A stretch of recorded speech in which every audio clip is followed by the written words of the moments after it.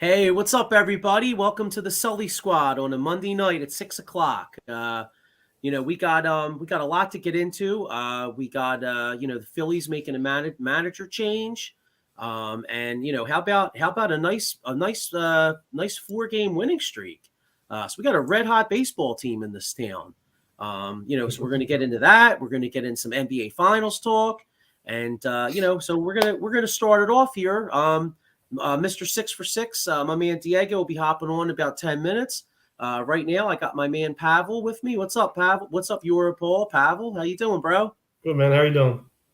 Good, man. So, obviously, yesterday was, extremely exciting. I mean, we were down there, obviously, and Yeah, so what, Joe, and the mush. We're in the stands. yeah, I'll tell you what, man. If the Phillies start winning games like that with him coming, we might have to take away his mush status temporarily. What do you think? But wait, we left when they were down 5-0, and we went to Xfinity Live, and then they won. So maybe he doesn't have to be in the stadium. Yeah, that's true. That's true. So no, but anyway, so what's your thoughts? I mean, as far as do you think this the manager change played a part in this as far as kind of lighting a fire under these guys? Yeah, I mean, maybe. I mean, he's an intern manager, so and they're not going to hire a new one until end the season. But yeah, I mean, usually change sparks something in people. You know what I mean? Like we were talking about yesterday, Bryce Harper's putting up these ridiculous numbers, puts the team on his back, and then they blow the leads lates in games, and he's got to get frustrated. So they must have to do something, and I'm sure Dombrowski's not happy with our record after all the money he spent going out in the offseason. Went over the luxury tax, and we're like 11 games behind the Mets. So yeah, something needed to happen. Unfortunately, it's not all Girardi's fault. Bullpen's been crap. Starting pitching other than Nola and Wheeler has been suspect. So it's not Joe Girardi's all his fault, but they need to do something. What else could they do other than make that change? Yeah, I mean, a lot of times when you do make a change, you get that little bump, in the start. And let's be honest too. It also helped play in the Angels. I mean, the Angels are on 11. Yesterday was the Angels' 11th straight Yeah, loss. they're in tailspin, definitely. Yeah, so we caught them at the right time.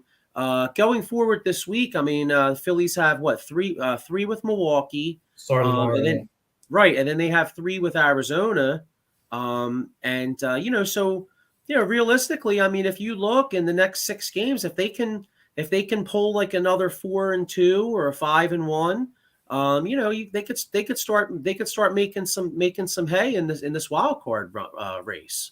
Yeah, definitely. And after that, you got Miami Marlins for 3, and then you got Washington Nationals for 4.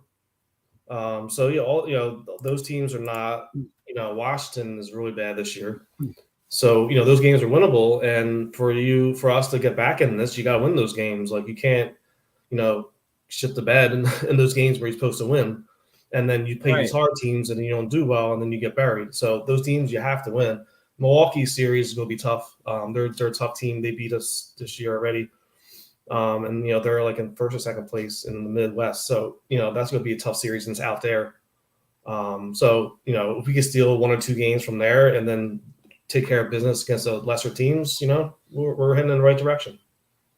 Yeah, and I mean, we fell so far behind the Mets. I mean, unfortunately, I mean, God, I mean, I hate the freaking Mets, obviously. No, they're always winning. It's but like every time I look and like we win a game, I think we gained like 2 games out of these 4 games we won. I think we gained 2 games on them. But every time you turn around, like Art is posting Mets win. I'm like so tired of seeing it.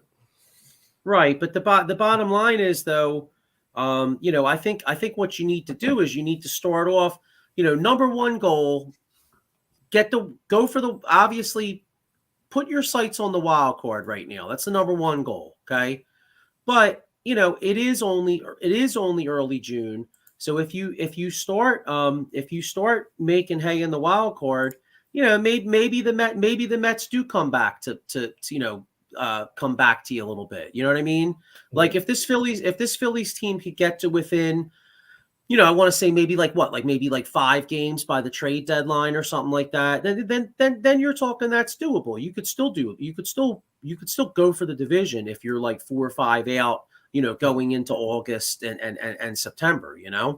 Well, yeah, Mets usually has some kind of collapse, but more impressive, they're doing this without DeGrom. They're doing it without Scherzer. Right. That says a lot there. Which is a little bit Hey, scary. Early on, but they usually do have a collapse. So. well, hey, you know what? One of the best covers for I remember the New York Post the day after remember 07 when the Phillies were like 7 out with 17 to play. Yeah. And after the Mets got their ass kicked that last game, I think Florida kicked their ass. Tom Glavine got shelled. And the very next day, the New York Post had a picture, and it was Jimmy Rollins with a smile being like, but basically like, told you we were the team to beat. You know what I mean? Yeah. That was great, bro. Yeah. And then that, hey, that started the Phillies run. So that's one thing, and New York Mets fans that will attest to this, that nobody chokes like the New York Mets. Yeah. You know what I mean? So if anybody can blow a lead in the division, I mean, they definitely can choke. Yeah, definitely. It's not like it's the Yankees in our division, it's the Mets. So yeah. So and I'll tell you, obviously I don't want to pour cold water on the win yesterday because the win was great. But whatchamacallit? Actually, here we got a comment right here. yeah. Our man Chris Rapizzi goes, "Did you guys talk about that big bomb by Harper yet?" Well, about to right now, Chris. And hey, how you doing, bro? What's going on, Chris? Yeah, that's what I wanted to get into because obviously I'm not going to pour cold water onto a win, but boy, that really pissed me off yesterday. Harper hits that slam, and then Nebel comes in and immediately gives up the lead. I mean, Yeah. we won. He's been struggling this year, man. Right. You know what I mean? Maybe, what do you think about putting like Dominguez in there as a closer, I'll tell you. moving Knebel to like 7th or 8th? I'll tell you what. Dominguez was hitting like 100 and 101 the other night. Dominguez is throwing gas, bro. You know what I'm saying? I won't try. I mean, if he keeps on blowing these games like this, and we can't afford to blow any games anymore, we're so far behind already. Do you think they make that move? Yeah, thank you, Chris. Chris is at his son's baseball game, but he's still watching the show. Thanks a lot, man. That's awesome. But no, it's yeah, man. I mean, it's just they got to stop blowing these games. Like you look at Harper, dude, and like remember a few weeks ago, he hits that bomb against Atlanta, and then they immediately piss the game away. So if I'm Harper, I'm like, damn, dude, like you guys. Like, what the hell? You guys blow, dude. Like, what do you want me to do? Jesus Christ, I'm hitting grand slams. I'm hitting home runs. And then you guys immediately blow the lead? Yeah, he's putting together. I mean, it's way early, but he's definitely on the pace for another MVP season again, man. He's like already has 13 homers. Has almost 50 RBIs in the 40s, I think. Yeah. Batting over 300. He's putting together another MVP season, and he's kind of been injured with a shoulder, right? So, yeah. Yeah, I mean, I would be pissed off too. I mean, you got to do something about the closer. Here's our man, the Gobbler himself, Pat Bernard. Check him out on Sunday mornings at 9:00. Watch him, Mike Lauro, and John Lieb, and watch the Gobbler Inc. He's what's up, Pat? How are you, bro? What's up, Pat? I see Pat in his picture all decked out in the Phillies gear. So he's all Phillied up, Yeah. I mean, hey. But what about Scott, though? I mean, Harper had that game time, grand slam, but did anyone expect Scott to hit a 3-run home run yesterday? Like, I was kind of knocking him earlier this year, saying, he looks so bad at the plate. I'm like, he looks lost up there. I mean, he's a great prospect, but I didn't think he was ready for the majors at this point. And then he has 2 home runs and the big one yesterday. I wasn't. I think Harper said he called it in the dugout saying that Stott's going to hit a home run here. The boys from Vegas, I believe, both of them. So, I didn't expect that from Stott. Yeah, that's what Pat says right here. Give the Vegas boys some credit. Bryce Harper, and Stott, and then Pat with another comment here. You got to credit to Schwarber credit this past weekend leading off. I mean, hey, Schwarber, let's, the one thing about Schwarber does hit for power. I mean, what's he got? Like 30. I mean, he had 2 bombs on Friday. I believe it was Friday night. Yeah, 2 solo shots. Yeah, I mean, he's hitting for power. I mean, he's got to increase that average a little bit. Yeah, he's about 197 at this point. Yeah, and and Castellano, we got to get, I guess the encouraging. Well, the encouraging thing is that we're in June now and we're heading towards hitting season. So let's hope, let's hope these guys can kind of start getting this going here. And the one thing that's lost about with the Phillies, when they had this, tough start and the struggles. I mean, the Phillies starting pitching actually has not been bad. The Phillies starting pitching actually has been mostly pretty good. Yeah. Suarez has been on a dive, and then I think Gibson yesterday gave up those 5 runs. His ERA is over 4 at this point. So, I think other than the 2, I mean, starting to struggle a little bit, hopefully bounce back. But yeah, for the most part, they've been pretty good. Well, I mean, Gibson is what he is. I mean, what would you consider Gibson? Gibson's like what? Like I think last year he had an ERA in the high 3s. I think, didn't he? Finished with high 3s or mid 3s. Well, Gibson started off really good. I mean, he actually made the All-Star team with Texas. Yeah. Towards the end of the year, he started to get hit a little bit. I mean, after we got him, he you know what? Gibson reminds me of like a Joe Blanton type dude. You know what I mean? Yeah, definitely. And let's see here. Pat Bernard goes, is good hitting or the Angels stink? Mike Trout 0 for 27 with Joe Madden as a manager. Who would have thought that? Yeah, they're all the whole team's struggling, but Mike Trout's Mike Trout. He'll bounce back, but yeah, I mean, they're having a bad time right now. Here's our man.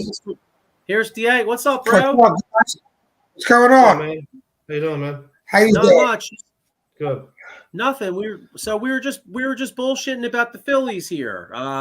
Basically we're kind of breaking down how they how they're maybe they're getting hot at the right time, or like what's his face, Pat Bernard just brought up, is it we're getting hot or the Angels just totally suck, or is it a combination of the two? What do you think? I think it's a combination of the two. Can you hear me? Yeah, now I can. Yeah, go ahead. Yeah. I think it's a combination of the two. When every time you have a coaching change, you get a little bit of energy. So I feel like they're playing with a little more energy. He's playing the young guys, so I feel like that's good. Joe Girardi stinks. Thank gosh they got rid of him. Yeah. Adam Popple, he's a really good baseball guy. What's up, Adam? How you doing? He goes, Gibson is a 5th starter. Suarez is the one I'm most concerned about right now. He is having trouble with his location. Yeah, and Suarez needs to have good location, definitely. Yeah. Pitching's a lot like real estate. You know what I mean? It's all great last year. Too bad he can't get back to that. Yeah, it's all about. There we go. I like that look better. Yeah, I get my Dr. Dre on up in here. You know what I mean? Hey, what's up, Mike Laura? What's up, man? How are you? What's up, Mike? How you doing? You can everybody out there, you can check Mike Laura out. He's on the Gobbler Show at 9 o'clock on Sundays. He also has a really good show on the Out of the Box Network on Thursday nights at 8 o'clock. It's the Locker Room with Mike, so it's a really good show. It was fun being on it with him last week. So make sure you check him out. But yeah, man, it's I want to get into some other stuff, but real quick, Diego. So this week the Phillies have 3 with Milwaukee, who was pretty good. And then they have 3 with the Diamondbacks who blow. So what I'm hoping for like a 4-2. You know what I mean? Yeah, 4-2 would be nice. I mean, we know how the Phillies play when they play against bad teams. They find a way to screw it up. So I think they should. And after that, we have the Nationals too. We should beat up on, but we'll see. We should take 2 from each of them teams, and we're getting the back end of the Milwaukee Brewers bullpen or starting lineup. So I think we should take 2 from them, and we should take 2 from the Diamondbacks. At least 2 from the Diamondbacks. So 4-2 sounds about right. Yeah. Here's my man Paul Spencer. He goes, Sully's the best East Coast producer. Dre. Yeah, I wish. Yo, that and get some beats by Dre. You know what I mean? So well, yeah. So so let's hope. Like I said, let's hope the Phillies can keep this going. You know what I mean? And that's. I mean, hey, that's what they got to do. But I kind of want to move on a little bit because I'm really into this NBA Finals. I know last night Golden State smoked them, and then the first game, Golden State was up by what, like 11 or 12, and then Boston went on that like unbelievable fourth quarter run. So, what's your guys' thoughts on the first 2 NBA Finals games so far? Go ahead, Paul. Well, I mean, it's a tale of 2 different teams. You know what I mean? Like, Celtics took care of business on game 1, and then Warriors came back on game 2. Like I said earlier to you offline, like yesterday, all the stats were the same. Same amount of rebounds, same 3-point percentage shooting. Big difference was overall field goal percentage. Boston was terrible, shooting terrible, and Golden State took care of business, and they were hot. So, I think this goes to game 7 at this point, the way both teams are playing, because you don't know, which team you're going to get every night now. It's like, it's either one or the other, so it's either, Boston for game 1, and then Golden State took care of, in game 2. So, I think it's going to game 7 at this point. What do you think? I kind of agree about it going to game 7, but to me, Golden State starting 5 is better than Boston starting 5. Well, yeah, definitely. And Steph Curry's the best player on the basketball court. And I think finals championships are won by your star power. And to me, I just feel like every time I watch Golden State, I always have the feeling that they're going to find a way to get it done. Boston found a way to get it done in game 1, but after both third quarters in each game, Golden State led by 35 points.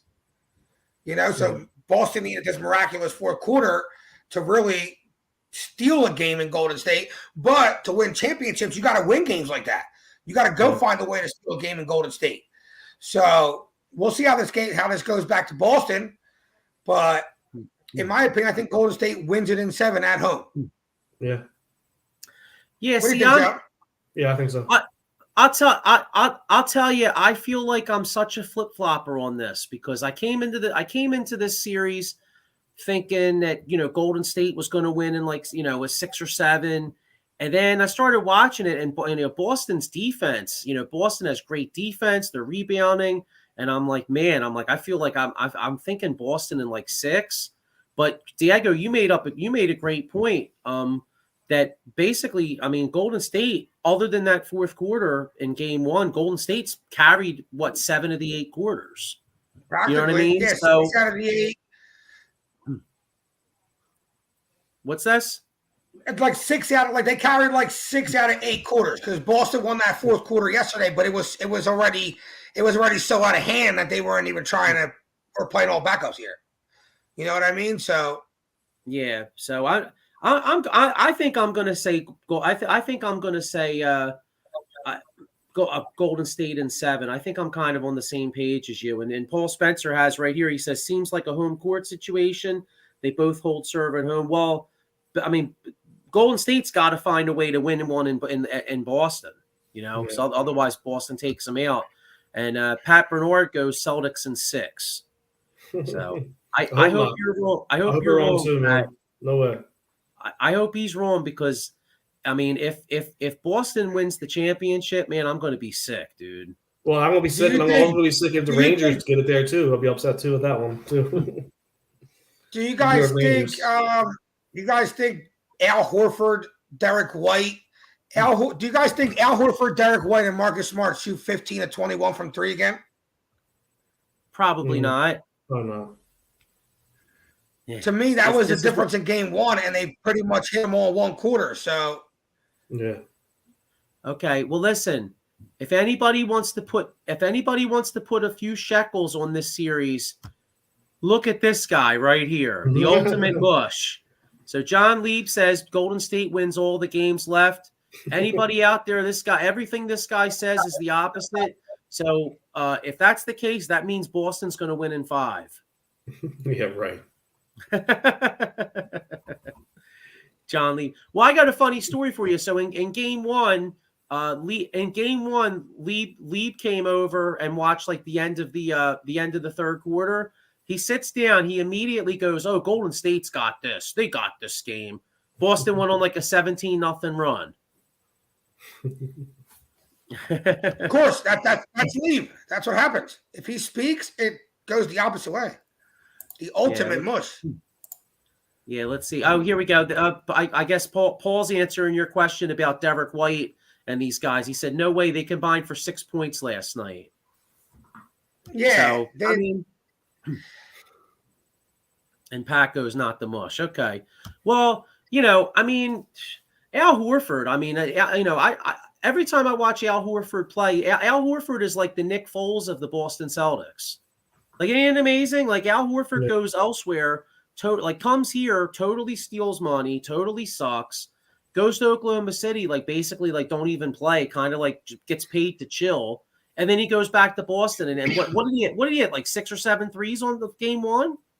He had 26 points. He had 6 threes. Yeah, I mean, that's crazy. Like, what is it with this jerk?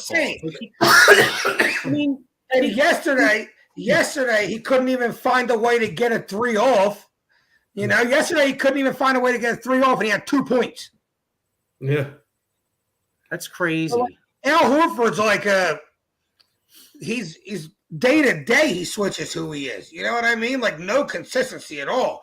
And I feel like that was the story here for the Sixers. Like, he could never find a way to get consistent. Even if it was a consistent 10 points, he can't even find a way to do that shit. Yeah. I know, it's crazy, man. Well, so speaking of the Sixers, obviously as pure NBA fans, we're all locked into the finals, especially when you're watching Steph and you're watching the Celtics. But, as a Sixers fan, how far away are the Sixers? Like when you watch these two teams, how far away do you think the Sixers are from competing with Boston and Golden State? Honestly, I think we're 2 good role players away from competing with either of them teams. I'm putting our starting 5 up against their starting 5s because I don't think either one of them teams has anything for Embiid. A healthy Embiid, not a hurt Embiid. Neither of them teams got nothing for Embiid healthy. I'll tell you that. Like, watching them 2 teams, I'm like, if Embiid's 100% playing beast mode Embiid, Horford can't stick him. Robert Williams will be Kentucky Fried Chicken. Draymond don't want none of Embiid. Draymond's a great defender, don't get me wrong. 6'9" Draymond cannot contain Embiid over 7 games. No. So I feel like I bet you a lot. I feel like a lot of people feel like we're far away, and by the way the season ended, I also felt like we were far away. But then watching the last 2, the Eastern and Western Conference Finals, and now watching the finals, I still don't think any team in them games has anything for Embiid if Embiid brings 100%. No, I agree. And as much as as much as it hurts me because I hate them, I've been touting the Celtics since the playoffs started. But, let's keep it real. If Chris Middleton's not hurt, it's probably the Milwaukee Bucks in the finals right now. Absolutely right. They had to go 7. They had to go 7. They had to win that series in 7. Chris Middleton added to the Bucks. That's not a 7-game series, in my opinion. That's a 6-game Bucks win. Yeah. Yeah. What do you think, Paul? What's your perspective? Yeah, I mean, I think we will match up well with our starting 5, but you gotta say, no one has the answer for Embiid, but you also have Curry, you have Clay, even Poole's been doing well over there. I mean, I still think Golden State's still better than us. We just, when Embiid's off the floor, we don't have any. We lose a lot when Embiid's off the floor, offensively, definitely.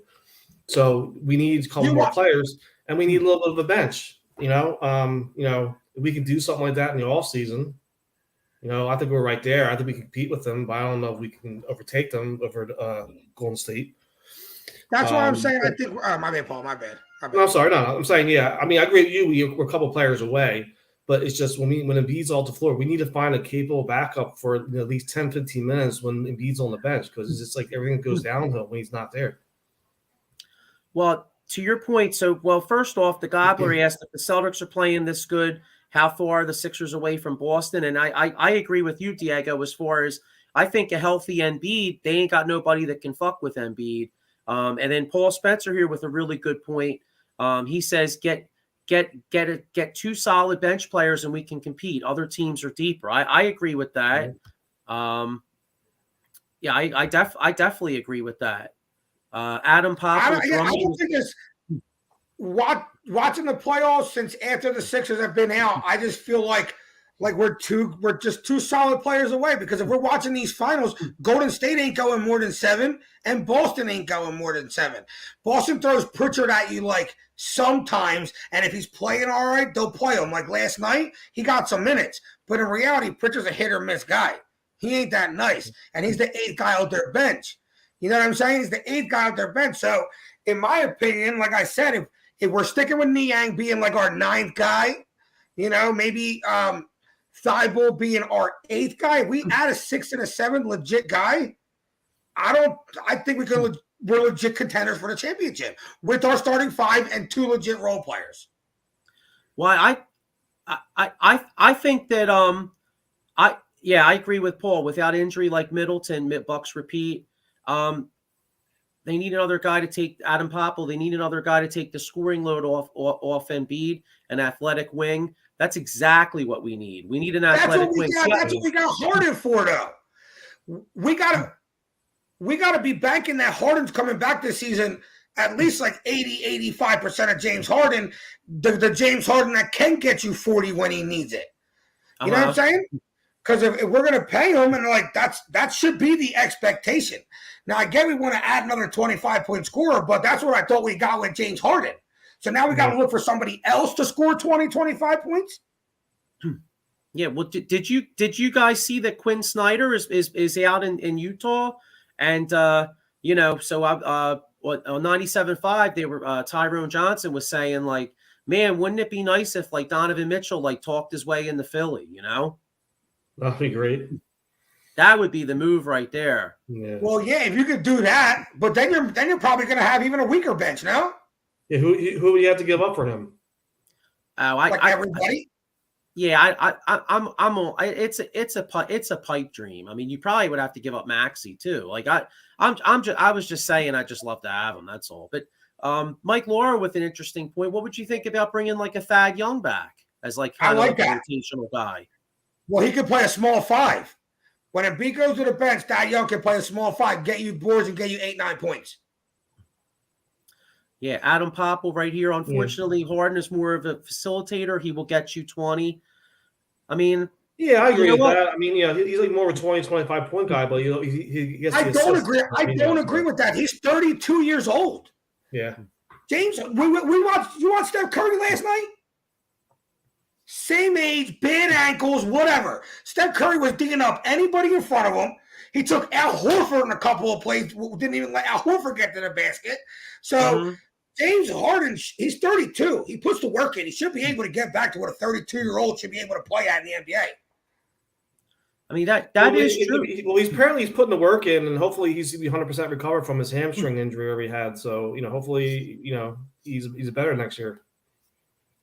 Yeah, well, there are some guys out there. I mean, like I like Mike Laura's point about possibly like a Thad Young type guy. I'll tell you the guy I was saying this in the buyout market, but unfortunately he wasn't out there. I like Gary Harris. I think Gary Harris would be if we could somehow get a guy like him, he would be a major help. You know what I mean? Because he would get wide open shots playing with what's his face, Harden and stuff. Yeah. So we're gonna cut Danny Green. You guys think we're gonna cut Danny Green? I think you know what? It's hard to say because I think that it makes sense to cut him. But then I was reading that if they did sign him, they could trade his contract because he makes $10 million. So say you traded Danny Green's $10 million along with something else, you could probably get a decent role player. And you'd have to attach a pick to it. You know what I'm saying? Because Right.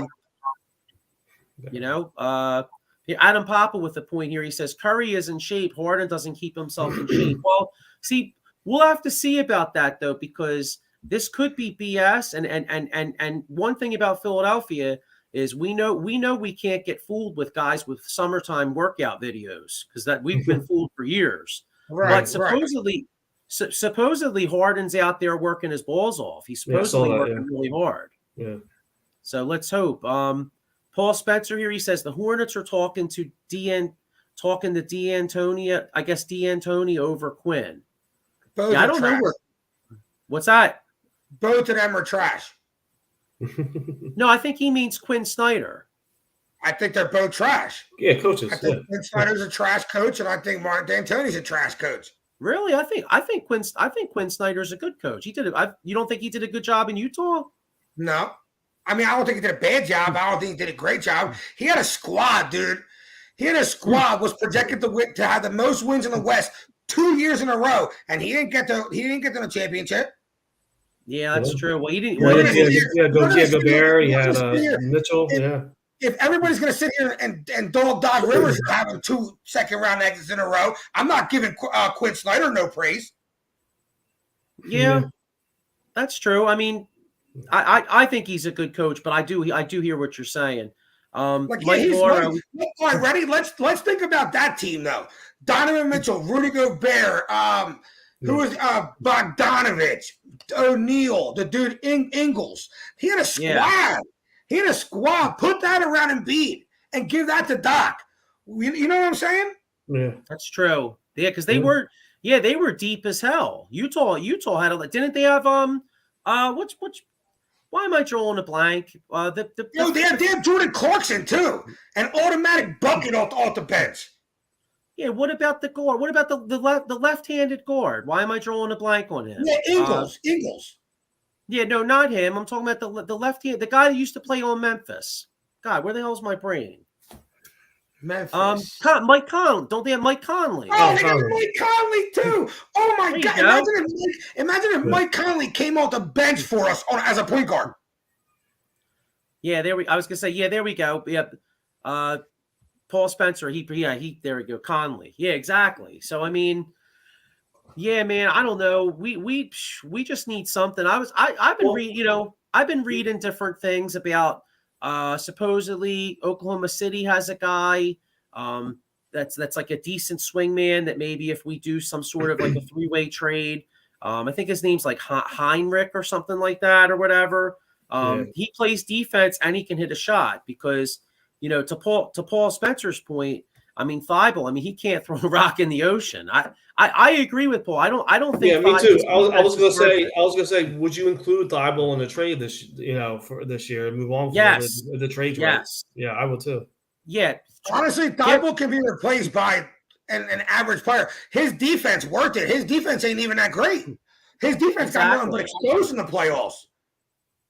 Yeah, it looked good. Good. 2 years ago, his defense was like, wow, that might make him worth it.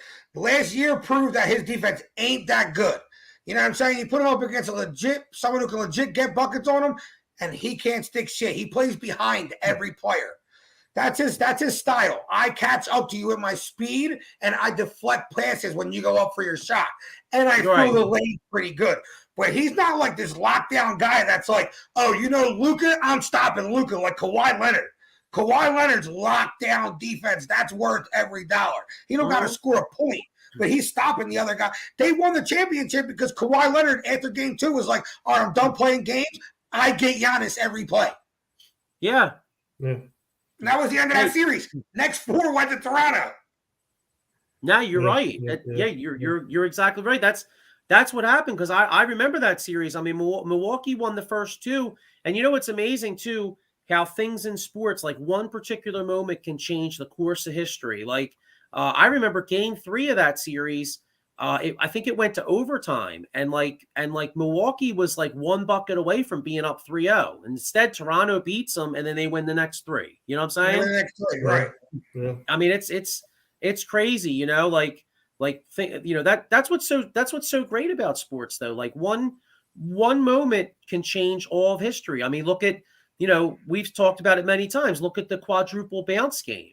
I mean, if the Sixers win that game, who the hell knows what happens? Jimmy buckets may never have left. We might have won the championship. I mean, one moment changes the whole course of history.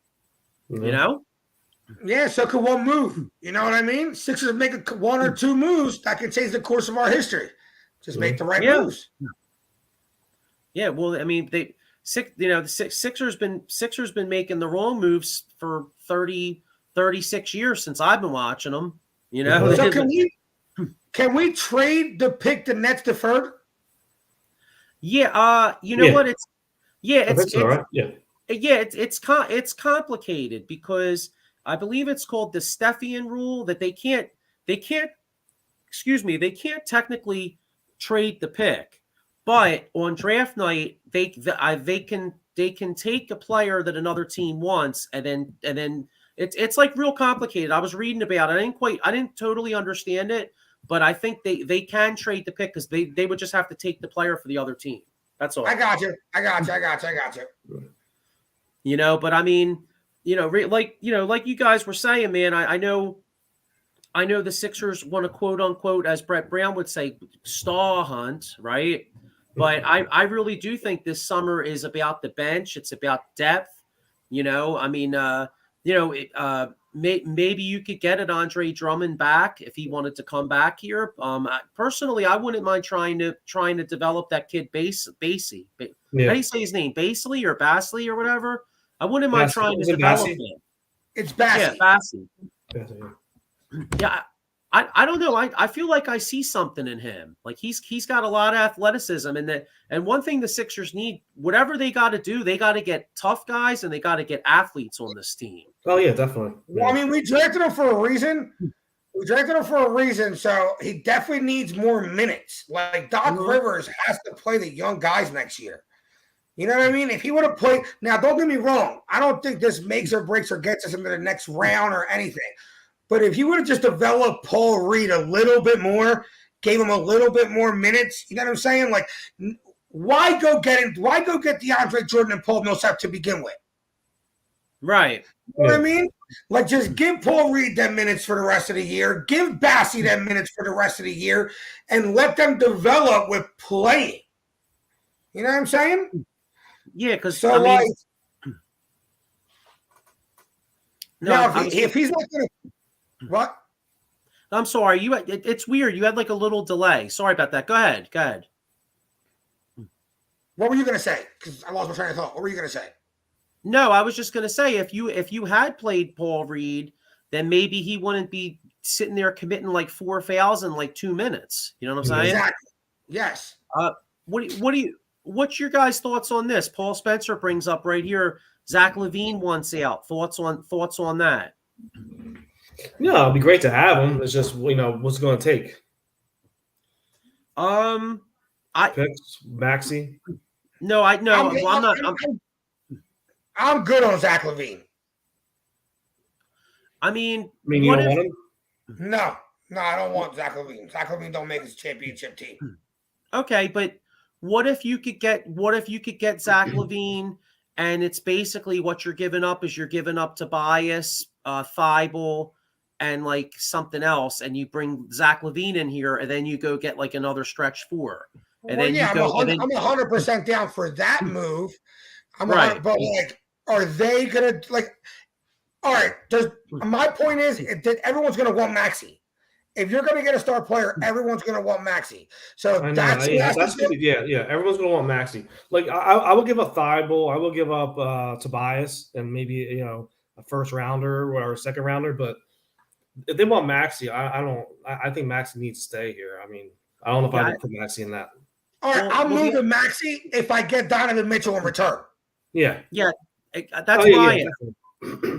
Exactly. To me, Donovan Mitchell is a better version of Tyrese Maxey. You know what I'm saying? Like Donovan Mitchell's a little bit stronger.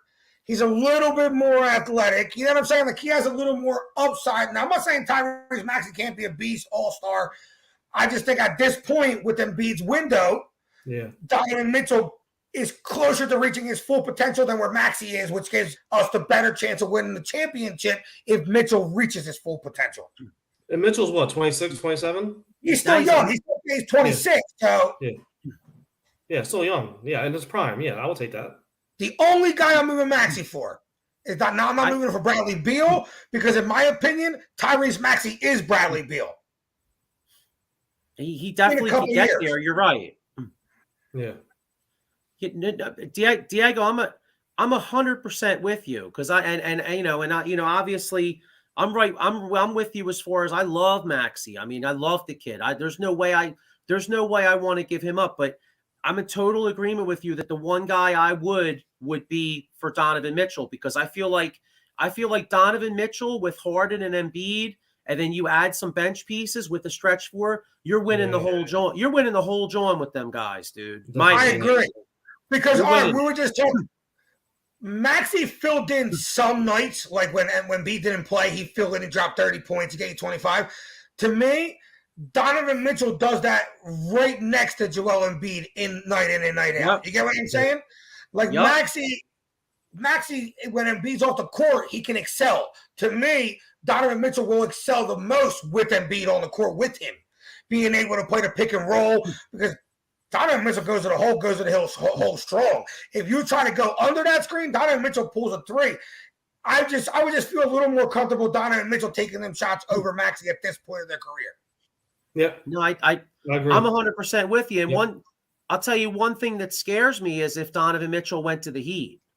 Oh, I don't want that to happen. Yeah. That would scare me. I mean, I could see, and you know what? I can see it too. I mean, I could see Miami trading like a Tyler Hero and like, I mean, what kind of package could they put together? Hero and maybe Robinson. You know what though? And see the thing is with that though, let's not remember they already dealt with so many injuries already this year, or this playoff, which I feel like their deep bench helped them out. Like Oladipo being able to come in, Ty Hero being able to come in.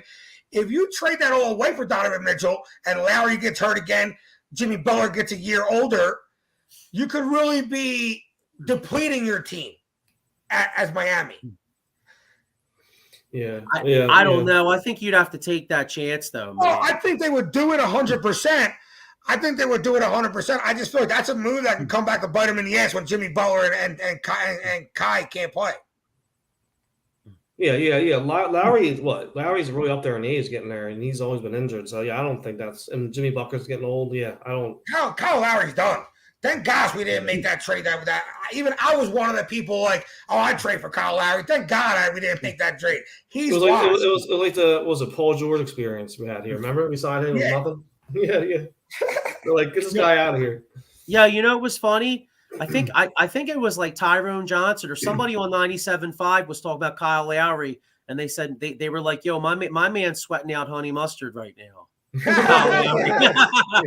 think Mike Miss said something like that. Yeah, maybe that's what it was. Yeah. He said Kyle Lowry said honey mustard. He's the one that said that. Well, no, because I mean, Lowry. I mean, he's been a great pro, but I mean, like he's thick out there right now. You know what I mean? He's thick. Yeah, so it's like, yeah, man. You're right, and he's making a big amount of money. I mean, so how long he signed for though? What did he say? I have to look at his contract. I want to say it's like 3 years, 60 million or something like that, 70 million, something like that. That's a guess. That's just what I thought it was, somewhere around that. Yeah, I'm gonna check. I'm gonna check right now. But yeah, because I can't imagine that somebody would have signed him to like a real long deal. You know what I'm saying? Yeah. Okay. 3 seasons. He signed. Wow, 3 seasons, but 90 mil, bro. 90 million. Yeah, that's what 90 million. He makes 30 million a year, bro. Wow. Wow. No, I'm good with that. Wow, 3 seasons, but 90 million. He makes 30. I got it. What the hell's going on? I got it. Here we go. What the hell's going on? Do you hear that? Yeah. Yeah. I don't know what the hell happened. All of a sudden. Yeah. Yeah. Okay, yeah. So Paul Spencer says 3 years, $85 million. Wow. That's crazy. That's his first year here, right? That was his first year. That was his first year there. Yep. Yeah. Big money. Yeah. That was really weird for like literally like a couple seconds. I literally heard like myself talking. I don't know what happened. But nah, man, it's yeah, I don't know, dude. Yeah, I'll tell you one thing though, that I would rather have Harden right now, Harden's contract, than Kyle Lowry's. Don't you agree? Yeah, I agree, 100%. And I think, like I said, I don't think James Harden's old. He showed flashes, and at some points is still being able to have his legs. So I think it's still there if he puts the dedication into getting his body back to what it needs to be. That's a tough dedication to make at 32 after you've been paid. You know what I'm saying? Pat goes, who's watching the Spice Network? I know, right? No, but I don't think Harden was 100% with that. He had a hamstring injury, didn't he, or something? Had injuries with that, so I don't think he's 100% even in the playoffs. You know, so if he can recover from that and get back into shape and have that step back that he used to have, then we can go further next year. I think. Yeah, I don't think he was completely healthy though. I mean, he may act like it. No one said anything, but I still think his hamstring injury bothered him throughout the whole playoffs. I think. So when's he got to opt in by? Opt in or opt out, or we give him more years? When's that have to happen by? I would think. Well, I would think at the start of NBA free agency. When is July that? 1st. July 1st, probably, right? Yeah, I know we have to cut Danny Green by then or something like that. We got to cut Danny Green before July 1st. Look about Danny Green. He had that bad injury. Is he even ready? Is he going to be ready by the time camp starts and stuff? I don't even see why he's even coming back to play basketball. Yeah. If Danny Green was the slowest guy on the court, not injured, he can't get quicker. He's going to get slow. He even has some great games with the shooting the three, but that's few and far between. But yeah, I mean, that injury was pretty bad, so I don't know. Yeah, and I mean, from that. And even shooting threes has that's everything to do with the lift in your legs. If you lose your legs, then that three ain't going to be the same next year at 36 or whatever he is. Yeah. Yeah, they may move on from him, I would say. You know what's funny about Danny Green too? Like the way he runs, he looks so funny when he runs. Like, yeah, remember that song back in the day? I think it was like Chariots of Fire, where they go din, din, din, din, din, din. Like when Danny Green runs, I'm like this. Like I just picture him just going so slow. He doesn't run really Joe, what's worse, him or the guy on Kelly Drive yesterday trying to run? Oh yeah. Oh yeah, that was funny. Yeah. Yeah, we took Kelly Drive on the way to the Phillies game, and there was some dude running. It was like he looked weirder than Danny Green, put it that way. Now, can you do this? Can you cut Danny Green and sign him to a vet min? What, sign Danny Green to a vet min? Yes. I mean, I'm not sure. I don't know how the rules work as far as like this and like I don't know if there's some weird thing where like if you cut him where like you're not allowed to sign him because otherwise you're like gaming the system. I'm not really sure about that. Yeah. You know what I mean? Like, what's the difference of that and restructuring someone's contract? I'm not sure. Oh wait, well, you can't do that in the NBA. Can you not restructure contract in the NBA? I'd have to look because the NBA is like really. I disagree with Pat here. He says he's shocked Doc's still here. I disagree with that. I think it was pretty much a given Doc was coming back. Who else is out there to coach anyway that we want? How would it even be other than the dude we had assistant coach there? But what's his name? Sam Cassell? Yeah, Cassell. Other than him, who we gonna get that's gonna replace, out there we wanted to replace Doc with? Like who? I don't even see how anybody could be like, we got to replace Doc with what he had to work with last year. Yeah. Like if you look at all these other coaches on all these other teams and you that are in the playoffs now, the last 6 teams that were in the playoffs, 7 teams that were in the playoffs, you look at what they had to work with. It's not as hard to coach them teams with them kind of benches than it was with our bench, dude. Our bench is one of the worst benches in the league, let alone in a playoff. Niang can't move. Thibault can't play offense. Shake Milton took a step back this year. Korkmaz, who's supposed to be a sharpshooter, shot 28% from 3. Yeah. Yeah. To me, you can't put that on a coach. Now, yeah, did he miss some challenges or did he miss some timeouts during runs? Yes, but any coach in the league take our bench and their team's trash. Miami with our bench, trash. Boston with our bench, trash. That's true. And yeah, I mean, I was going to say Furkan Korkmaz's shooting eye was like Ray Charles. You know what I mean? I mean, my man, 29%, bro. That's a blind man shooting eye. You know what I'm saying? You were supposed to be a sharp shooter. Yeah, well, he shoot that. My man's shooting blanks, dog. Yo, let's see. Let's see what we got right here. Paul Spencer goes 2 free agents this year. Philly boys, Bridges and Brunson. I don't see Dallas letting Mark Cuban is not letting Brunson leave, and Bridges. I think he's talking about the Bridges from Charlotte. And Michael Jordan. I don't see either of those guys going anywhere. I think those guys stay where they're at. I think Brunson's a beast. I don't feel like Brunson's a fit in Dallas. Because when you play him and Luka together, which they tried to do come in the playoffs, they don't really play good together. Brunson needs the ball in his hands. Luka needs the ball in his hands. Yeah.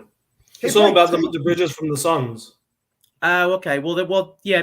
Phoenix isn't letting him go. Yeah, Phoenix can't let him go. Well, I was going to say, and I know he's from here, but I mean, don't you think if I got to keep it real, if I was him, I'd feel some kind of way about the Sixers drafting me and then they traded me like 10 minutes later. I'd be like, fuck you guys. I ain't going there. You know what I'm saying? I'd stay in Phoenix if I was him, I'd take a pay cut to stay in Phoenix. I would take $6 million less and not go to the organization that just shipped me away after they took me. And I'm from here and my mom works for your organization. And you just ship me away. Yeah, me come back. Oh, thanks for the open arms. Go fuck yourself. Yeah, Paul answered our question. He said about the restructuring the contract. He goes, you can restructure an NBA contract only to increase amount per year. So that answers that. Pat Bernard, he goes, Doc gave Yellow Shoes tons of minutes in the playoffs, but he had to. Point, he had to because we had nothing else. I mean, honestly, I'd rather have Furkan out there than Thibault out there. Wait, Thibault was playing offense and defense because he wasn't playing no offense or no defense. At least Furkan, I felt like if he got a little hot streak, he could make 3 3-pointers in a row. Thibault, I wouldn't trust him with my life to make 1 3-pointer. Yeah, I hear you. And then let's see, we've got another. Paul Spencer says to preach. Preach, Diego, preach. Always. So before we get out of here, though, there was another thing that happened last week. It was the Eagles had, I know they weren't in pads, but the Eagles had some what were they, involuntary workouts or voluntary workouts? They're like involuntary workouts. They said it was a real short workout. They did a couple 7-on-7 drills or something like that, no pads. Said Jalen threw a couple nice passes. Yeah, that's what I wanted to get into. Apparently, Jalen Hurts was like Elliott Short-Parks was saying. The one day, I think he was like 10 for 11. He hit Devontae Smith down the sidelines. So he I'll tell you, if he can improve his accuracy, let's get it. I mean, this team could go far. You know what I'm saying? I'm putting nothing into the fact that he has good practices. Yeah, I see in his arm. I see in his passes. I want to see this in a game. I don't care what you're doing practice anymore, Jalen. It's time to show you are a starting quarterback in the NFL. Allen Iverson, right? It's not practice. It's not a game. Yeah. We definitely need. All right, in my opinion, Jalen has to throw for 25 and run for 10 touchdowns at the least this year. If he ain't doing that, then he ain't my quarterback. He ain't the quarterback for this team. And with these receivers, there was 12 quarterbacks in the NFL that threw 30-plus touchdowns last year. Derek Carr was one of them, right? If you ain't up to Derek Carr's standard, you're a bum. I ain't got no argument. That's all all and I agree with you that 7-on-7. I mean, if you can't look good in a 7-on-7, then that means you suck. You know what I mean? So you know how much field there is? What's that? You know how much field there is in a 7-on-7? Like you're playing on a normal field, but only 14 guys opposed to 22 guys in the same size field.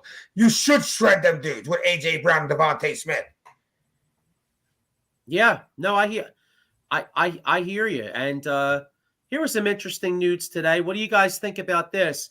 Aaron Donald's highest paid non-quarterback in history. Next 2 years, he got $65 million extension. Well, I would tell you this: if any defensive player deserves that kind of cheddar, especially after watching that Super Bowl, it's Aaron Donald. They don't even skip the Super Bowl without Aaron Donald. Exactly. I was going to say the same exact thing. That's well deserved $65 million. Yeah. His last contract, probably. Yeah. And here, Mike Laura with an interesting point. He says he can't wait to see this defense. I agree. I think the Eagles' defense is going to take a major step up this year. Yeah, I mean, I want to see very excited about that. I mean, they even addressed the linebacker position. When the hell did that ever happen before? I want to see what Gannon does. Yeah. Because you can have a lot of good guys, but if your coordinator sucks, then you're going to get beat on some plays. So I really want to see if Gannon can use all these, because I feel like they got a lot of good players. They got a lot of good players on the defensive side that if you use them the correct way together, you can have a really good defense. Pat, I think we all agree with Pat on this comment. Pat Bernard says, I'm sorry, Ben has looked great in IG videos and the same results happen every year. I don't want to grease my pole until the regular season. I don't care how good he looks in practice or in the preseason. I agree. Yeah, the only thing I disagree with is Pat loves greasing his pole. He always does. Display. I don't hear anything about that with him and greasing anything. Here's Paul Spencer. He's the he's with the 215 boys, Cowboys fan. So and then one thing I always give Paul credit for is he keeps it real. So Paul Spencer right here, he goes, he hates to say it. He says Eagles 12-5, Dallas 11-6, Washington 9-8, and Giants 6-11. I could see that. That's how I see the division, exactly like that. Well, I mean, let's hope. You're not getting any love to your favorite Giant quarterback? Yeah, there you go, Jared. That's Will's favorite quarterback. What do you guys think of this guy? Mike Laura brings up a point. He says Davion Taylor is going to have a bounce back year. I mean, it's a shame because he was really starting to play some good football until he got hurt. It's a shame he had to get hurt. Yeah. It's a shame he kind of, to me, like the preseason's for a player like him. Like that's who I want to see in the preseason, because honestly, TJ Edwards played some pretty good football last year. Yeah. So I think he's going to be a starter, and I'm hoping that Kobe Dean is a starter. Right. Yep. So Davion Taylor might have fell down a position on the depth chart. Well, and you got the kid from San Diego. I mean, he played really good for Well, I'm saying San Diego. You mean Chargers. Yeah. They're always going to be San Diego to me. I forgot about KZ White. Yeah, that's true. So Davion Taylor's really going to them preseason games will be really big for a player like that to solidify the fourth position on the depth chart. I actually followed him a little bit because I had him on my dynasty roster for linebacker, and he's actually a pretty decent dude, pretty good player. Yeah. Yeah. Good. We could use it. Oh. Mike Lauro says White's an insurance policy. I think they brought him in to start, bro. Yeah, for sure. White's here to play. He only took a back seat because they drafted the other guy in a first rounder, and they played him over him. Yeah, KZ White was. I think he was brought here to play. Yeah. Yeah, I mean, hey, like you said, man, I mean, we're gonna learn about Jonathan Gannon this year. I mean, I'm gonna tell you right now, with the corners that we have, I better not see this vanilla pussy ass defense that he played last year. Nah. You know, last year I understood it because you only had one. You had Darius Slay. I mean, who was a good corner. The kid Steven Nelson he's adequate. You know what I mean? And so and the pass rush wasn't good last year, so I could see why they wanted to keep the ball in front of them, make teams have to move down the field. You have a pass rush this year, and you have good corners. So I want to see aggression, man. Yeah, 100%. Yeah, Mike. I was gonna say Mike's on board with us there. He said Gannon better attack. I mean, this I want to see some exotic blitzes. I think, I'm really excited to see this Jordan Davis kid. I mean, I think I'm so excited to see Jordan Davis. Yeah, I mean, what's going to be cool is like he's so big. I think that we're going to be harder to run the ball against because I mean, like, dude, like you need like a freaking truck to move that guy. You know, Dude, he makes Fletcher Cox look small. I know. Like, wow, you got to be a big dude to make Fletcher Cox look smaller than you. Yeah, he really does. I know because it's funny you said that because Fletcher Cox really did look small. He did. You know what I mean? Small. Here we go. Out of Paul Spencer right here. He says, "Great show, boys. Thank you, Paul." He said, "Last thought: does Avalanche sweep tonight? What do you guys think of that? You think Avalanche sweep tonight?" Yeah, yes. I think they sweep, and I think they win the cup too. I agree with Paul. Noah Vander Kane. Vander Kane suspended for a game after his hit on Kadri last game. So, yeah, as tonight by a goal and a half. Yeah. Okay. All right. Yeah, but if John Lieb's out there watching, ask John. Paul, call John. That was why you know. No, don't ask John because if he says the same thing as me, then I'm going to lose. So just don't even contact that guy. Don't even answer his phone call. If you don't ask him, he can't do anything for it. You know what I'm saying? Don't even ask him. Real quick, because we're gonna wrap up in a minute here. Real quick, Mike Lauro getting back to the Eagles part. He says Davis, Cox, Hargraves going to be hard to run against. I agree with that. Mm-hmm. And Mike Lauro also says Avs all the way. I think we're all in agreement there. And I'm hoping that the Avs. Yeah, I'm hoping that the Avs win the cup. Yeah, come on, Pat. Avs win. Ain't Rage ain't winning shit. They had a good run, but it's going to end. Pat goes, yes, the Avs sweep. Rangers win the cup. Well, that would make me sick. They had a good run. They ain't win on. Yeah, well, on that note, because I definitely can't. On that note, I think we got to get the hell out of here because the thoughts of the Rangers winning the cup and also Boston having a chance at the championship, makes me sick. The only good sports news I heard tonight was that a Dallas fan, Paul Spencer, picks the Eagles to win the division. So at least that makes me happy. That's about all we got. You know what I'm saying? We got the Phillies. Well, and hopefully the Phillies keep playing good ball. And so anyway, so we're gonna get the hell out of here.